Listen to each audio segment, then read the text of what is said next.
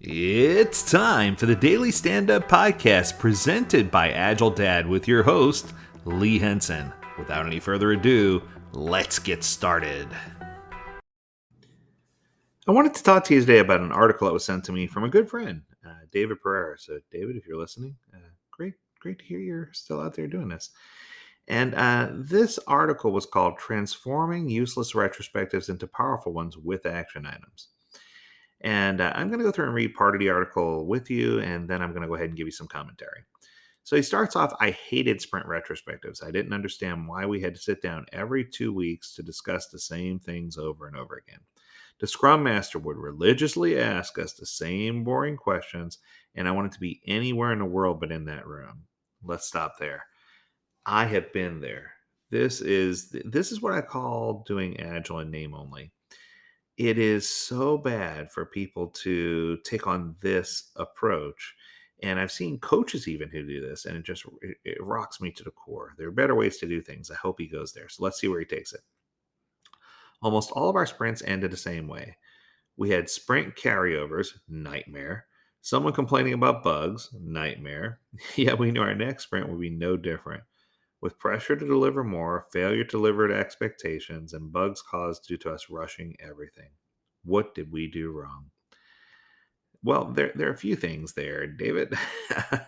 So everything from not honoring whip limits to forcing bugs into the sprint to, there's a bunch of things here. So he goes on to say, let me share my learnings from bad sprint retrospectives, and hopefully you don't do the same thing I did.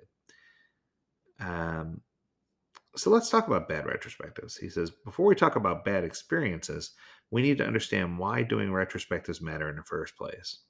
I could point you to the Scrum Guide, but I guess you're already tired of hearing people do that, so let me give you my own 2 cents. For me, sprint retrospectives exist to help teams improve their work and strengthen their collaboration. It's a moment to step back from a busy routine and reflect on opportunities to grow as a team. And I love this quote. Here it is.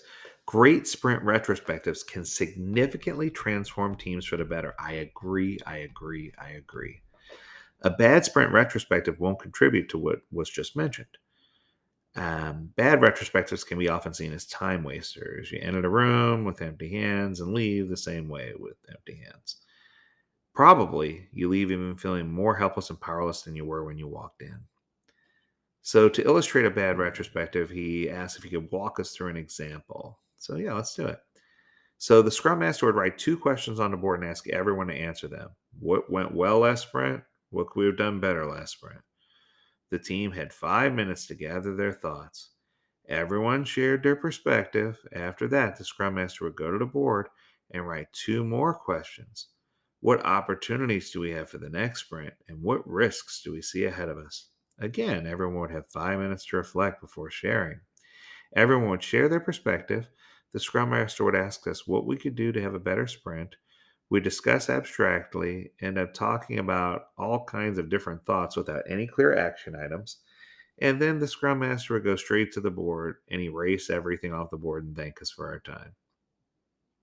Every sprint retrospective was alike. Sometimes the Scrum Master would change the question or use a dynamic sailboat game or something. Yet we always only talked and never committed to action. We may have learned something and slightly improved, but we never agreed on an action item as a team. Bad retrospectives end without any explicit action on how to become a better team.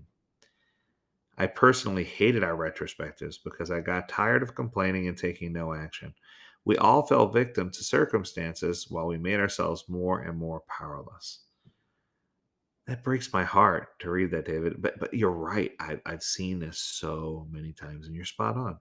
So let's talk about good sprint retrospectives. Unlike bad ones, good ones end up with clear action items. The team knows where to improve and commits to action that enables that desired change. I won't lie, it takes years sometimes until you land on a good retrospective. I remember the day when a new Scrum Master came in and asked, which action items did you commit to last sprint? I don't see it here. We were embarrassed as we had nothing to say. She looked at us and said, from today on, our retrospectives start with evaluating actions and finishing with committing to new ones. Everyone got curious about it. That Scrum Master transformed our team.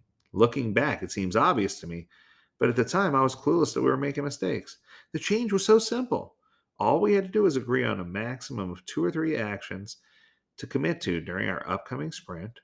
I often encourage people to do 0 point backlog items and have the product owner put them in a backlog so you can see them in the backlog. And that gives meaning to the sprint retrospective. Step by step, we watched as our team evolved. And I understood why I used to hate bad ones because until then, I never experienced a good one. It makes sense. But the actions that you set also need to be valuable. That's so important.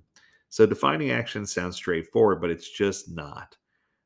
It's easy to set fluffy actions that you easily can ignore, but you really need to be careful about how to craft what actions you plan to take. Otherwise, no one on the team will even care about them.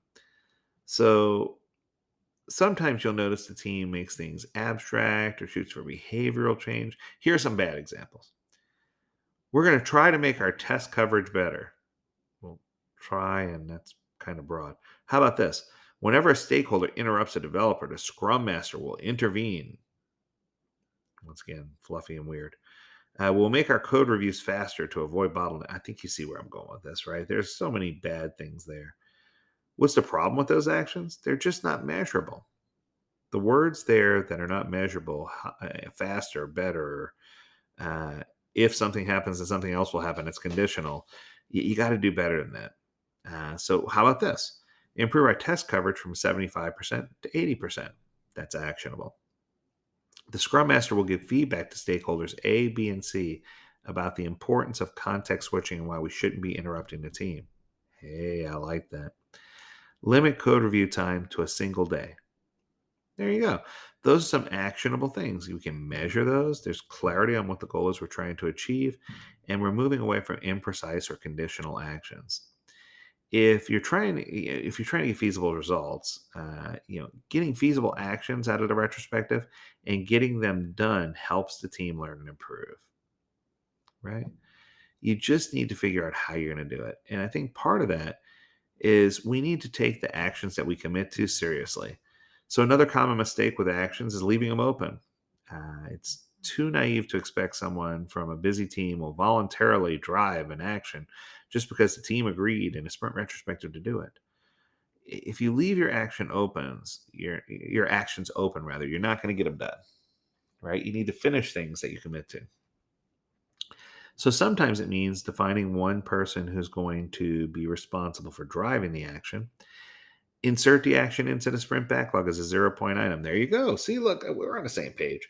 Evaluate the status of the actions at the beginning of each sprint retrospective, to do and progress done. Encourage team members to call others out when actions aren't taken seriously, and help everyone so that they don't feel overwhelmed with the team or the actions that they take. Make sure you're taking on minimal actions and that you can get those things completed, that the chasm's not too big. So the truth is, sprint retrospectives should and will be non negotiable. You need to take your actions seriously, you need to get them in a backlog. But if you do these things and you help, and there's the 4 quadrant mechanism you can use, there's an additional list of questions you can use, there's all kinds of tools you can use to get this done. But if you really hold this meeting with intent and purpose, what I can assure you is that it's going to be one of the best and most productive meetings that you can have. That's going to do it for this episode of the Daily Stand Up. I hope you got a lot out of it.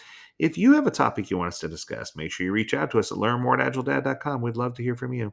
And as always, we encourage you to stay healthy, stay well, and stay agile, my friends. Until next time, do take care.